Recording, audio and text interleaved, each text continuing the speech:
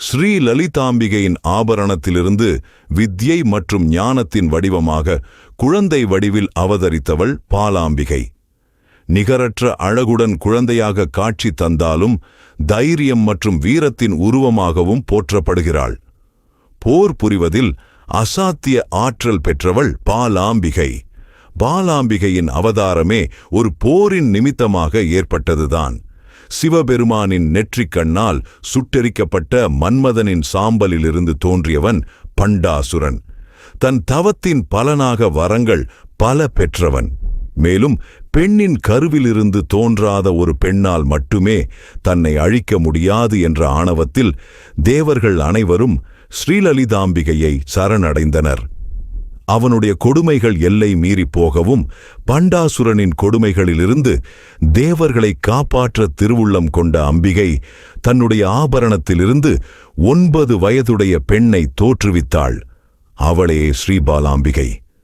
அவள் ஸ்ரீ லலிதாம்பிகையிடம் கவசமும் ஆயுதங்களும் பெற்றுக்கொண்டு அன்னங்கள் பூட்டிய தேரில் சென்று பண்டாசுரனையும் அவனுடைய 30 பிள்ளைகளையும் சம்ஹாரம் செய்து தேவர்களை காப்பாற்றினாள். சிறு பெண்ணான பாலாம்பிகையின் போர்த்திறன் கண்டு தேவர்கள் பூமாரி பொழிந்து பலவாறாக போற்றி துதித்தார்கள். திருச்சியிலிருந்து முசிறி செல்லும் வழியில் திருவாசி பேருந்து நிலையத்திலிருந்து 1 கிலோமீட்டர் தொலைவில் பாலாம்பிகை கோயில் அமைந்துள்ளது.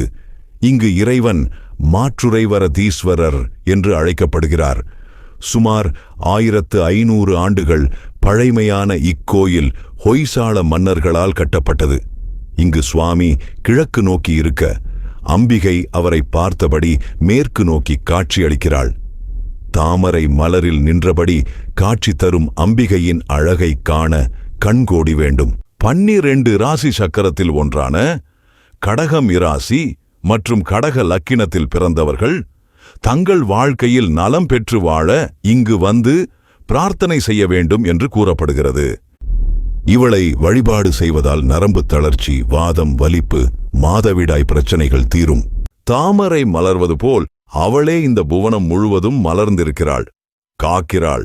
அவளை பணிந்து இப்பிறவி பயனை அடைவோம்.